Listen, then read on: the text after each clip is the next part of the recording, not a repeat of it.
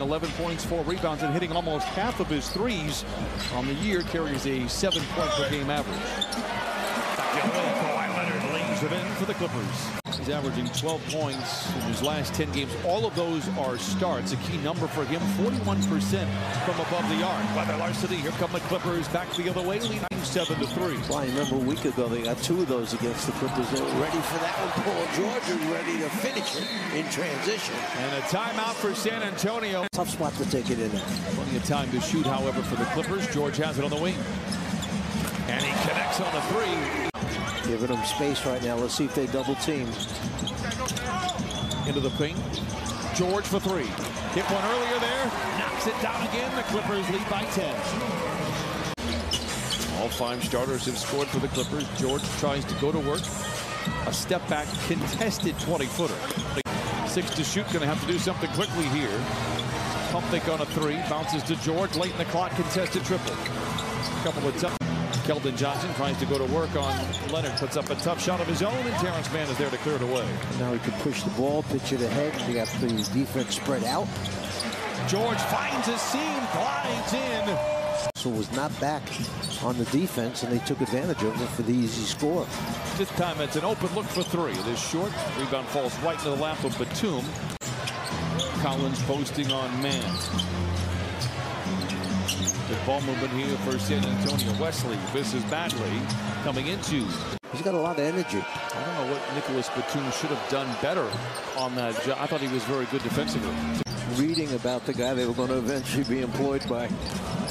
George in attack mode. A whistle and a foul. And boy, you just love to see it. It was a wild shootout in San Antonio. 131 to 126 back on Friday.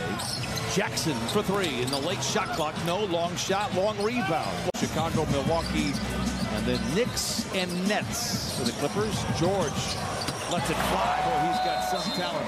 Paul George knocks it down. He's got a dozen. YPG now playing regular games, and with Luke Kennard involved. I knew that his shot opportunities would go down by a substantial margin, but Reggie stayed positive throughout. He has found his range.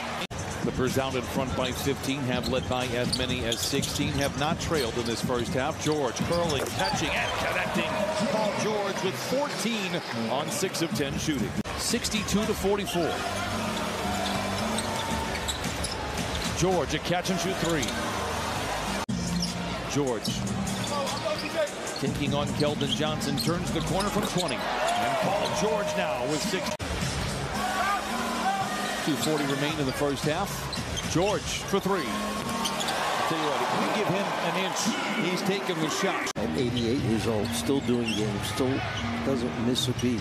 And we talked about the ABA days when he was coaching the Kentucky Spurs. We see PG stick the arm in, the steal, and the emphasis at the end. And we talked about the ABA days when he was coaching the Kentucky Spurs. We see PG stick the arm in, the steal, and the emphasis at the end. Who knew he was Dutch? The windmill by George.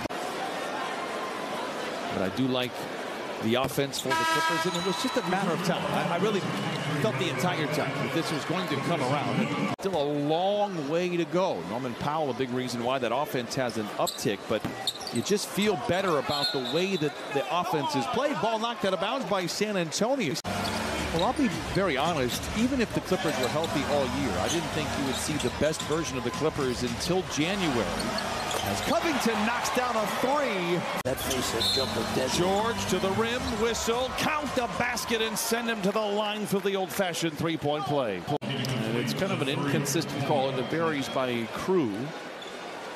The Clippers get the benefit there, and Paul George gets up and down on the three-point play. I think he was explaining his version of what a continuation is versus the officials, and it may not have been quite the same. When they come back from that, they're going to blink and the season's going to be over. Clippers play the most games heading into that All-Star break. Made his move along the baseline, still able to convert. George finds Kennard, open for 3, lets it fly. Luke Kennard knocks it down. His first 3 in what feels still. Clippers are shooting 63%. George once again spins away from his defender. Back to Zoo. Look out below! Rattles the street lamps out on Figueroa. Ivica Zubac puts the Clippers out in front 93-64. George gets a bone-crushing screen set by Zoo. Rewards the big fella for the flush.